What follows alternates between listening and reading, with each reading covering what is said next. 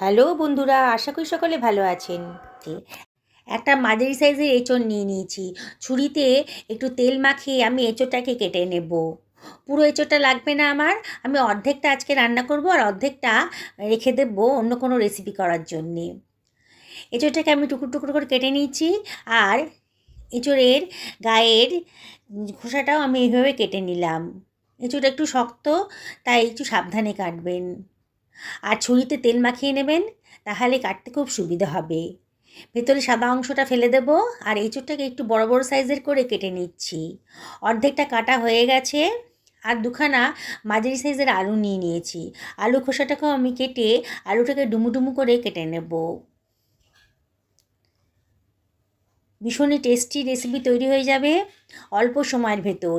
Pressure কুকারে 1 বাটি পরিমাণ জল দিয়ে দিয়েছি, হাফ টেবিল চামচ লবণ আর 1/4 টেবিল চামচ হলুদের গুঁড়ো দিলাম, আর 1/4 টেবিল চামচ দিলাম লঙ্কার গুঁড়ো। খুব টেস্টি হবে বলে দিলাম। সব কিছু খুব ভালো করে মিশিয়ে নিচ্ছি। জলটা যখন ফুটতে শুরু করেছে, তখন আমি এর ভেতর দিয়ে দিচ্ছি হাফ টেবিল চামচ সাদা তেল। এঁচোড়ের মধ্যে অনেক কষ থাকে। এইভাবে যদি সেদ্ধ করে নেন, তাহলে ভেতরে যে কষটা থাকে সেটা বেরিয়ে যাবে। এঁচোড় আর আলুর টুকরোগুলো এর ভেতরে দিয়ে দিয়েছি, দিয়ে একটু নাড়াচাড়া করে নিচ্ছি। অসম্ভব টেস্টি রেসিপিটা তৈরি হয়ে যাবে। না খেলে বুঝতেই পারবেন না যে এতটা টেস্টি হতে পারে এঁচোড়ের স্বাদ। এটা প্রেসার কুকারটা ঢাকনাটা দিয়ে দিলাম আর সিটিটাও বসিয়ে দিলাম।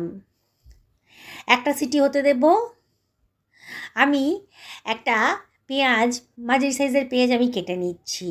পেঁয়াজটাকে রাফলি কেটে নেব। পেঁয়াজটা কাটা হয়ে গেছে, সরিয়ে রাখলাম। একখানা মাঝারি সাইজের টমেটো নিয়েছি, টমেটোকেও আমি রাফলি কেটে নিচ্ছি। একটা মিক্সার গ্রাইন্ডারের ভেতরে কুচনো পেঁয়াজটা আর টমেটোটা আমি দিয়ে দিচ্ছি। বুঝতেই পারছেন আমি এটাকে গ্রাইন্ড করে নেব।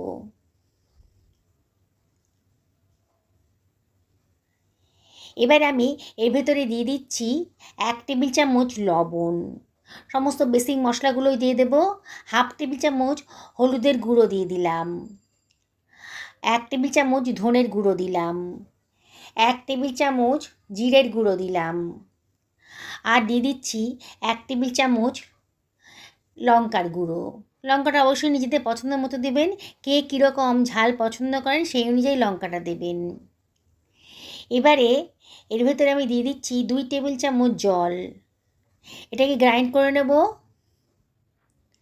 দেখুন কত সুন্দর একটা স্মুথ পেস্ট তৈরি হয়ে গেছে। এটাকে সরিয়ে রাখলাম। আমার প্রেসার কুকারে একখানা সিটি পড়ে গেছে। আরও মিনিট 5 এটাকে রেস্টে রেখে প্রেশারটা যখন একেবারে চলে গেছে, তখন আমি প্রেসার কুকারের ঢাকনাটা খুলে নিচ্ছি। দেখুন, দেখেই মনে হচ্ছে আলু আর এঁচোড়টা সেদ্ধ হয়ে গেছে। প্রেসার কুকারে রান্না করলে পরে খুব তাড়াতাড়ি ঝটপট রান্না হয়ে যায়। এবার এটাকে সরিয়ে রাখলাম আর প্রেসার কুকারটাকে আমি গরম করতে দিয়ে দিয়েছি। বেশ গরম হয়ে গেছে দেখুন। 1.5 টেবিল চামচ সর্ষের তেল দিয়ে দিলাম, দিয়ে সেদ্ধ করা এঁচোড় আর আলুটাকে একটু ফ্রাই করে নেব। মিনিট খানেক নাড়াচাড়া করলেই হয়ে যাবে। খুব অল্প তেল মশলাতেই আজকে রান্নাটা করব, কিন্তু এর টেস্ট হবে একেবারে দুর্দান্ত। হয়ে গেছে, সরিয়ে রাখলাম। একটা কড়াই গরম করে তার ভেতরে 2 টেবিল চামচ সর্ষের তেল দিয়ে দিলাম। তেলটা যখন গরম হয়ে গেছে, গোটা গরম মশলা দিয়ে দিলাম। দারচিনি, লবঙ্গ আর ছোটো এলাচের মাথাটা ফাটিয়ে দিলাম। হাফ টেবিল চামচ গোটা জিরে দিলাম, আর 1 টেবিল চামচ আদা রসুন বাটাও দিয়ে দিলাম। গ্যাসের ফ্লেমটা লোতে রেখেছি। এইবারে দিয়ে দিচ্ছি 1 টেবিল চামচ লবণ, দিয়ে সব কিছু খুব ভালো করে মিশিয়ে নেব, একটু ভাজা ভাজা মতো করে নেব। এইবারে আমি এর ভেতরে দিয়ে দিচ্ছি বেটে রাখা মশলার পেস্টটা। গ্রাইন্ডারটা ধুয়ে অল্প জলও দিয়ে দিলাম, দিয়ে মশলাটা খুব ভালো করে কষিয়ে নেব। যত ভালো করে কষাবেন ততই কিন্তু রান্নার রেসিপিটার টেস্ট আসবে। খুব ভালো করে কষানোর জন্য আমি ঢাকা দিয়ে রান্না করে নিলাম মিনিট 2 লো ফ্লেমে। দেখুন 2 মিনিট বাদে মশলার গা থেকে কিন্তু তেল বেরোতে শুরু করেছে। এবারে আমি এর ভেতর দিয়ে দিচ্ছি 2 টেবিল চামচ ফ্যাটানো দই। দইটা দেওয়ার সময় অবশ্যই গ্যাসের ফ্লেমটা লোতে রেখে দেবেন। বাটি ধুয়ে অল্প জলও দিয়ে দিলাম, দিয়ে সব কিছু আবারও ভালো করে কষিয়ে নিচ্ছি। খুব ভালো করে কষানো হয়ে গেছে যখন, মশলার গা থেকে আবারও তেল বেরোতে শুরু করেছে, ভেজে রাখা আলু আর এঁচোড়টাকে এর ভেতরে দিয়ে দিলাম। দিয়ে সব কিছু আবারও ভালো করে নাড়াচাড়া করে নিচ্ছি। মিনিট 2 ভালো করে কষিয়ে নেব। এবারে দিয়ে দিচ্ছি 1 বাটি পরিমাণ গরম জল। গরম জল দিলে পরে রান্নার কালারটাও ঠিক থাকবে আর রান্নার প্রসেসটাও কন্টিনিউ থাকবে। হাফ টেবিল চামচ চিনিও দিয়ে দিলাম, দারুণ সুন্দর একটা টেস্ট আসবে, তবে অপশনাল, পছন্দ না হলে বাদ দেবেন।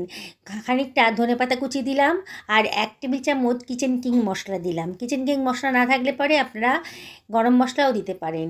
কসুরি মেথি হাতে ডলে দিয়ে দিলাম।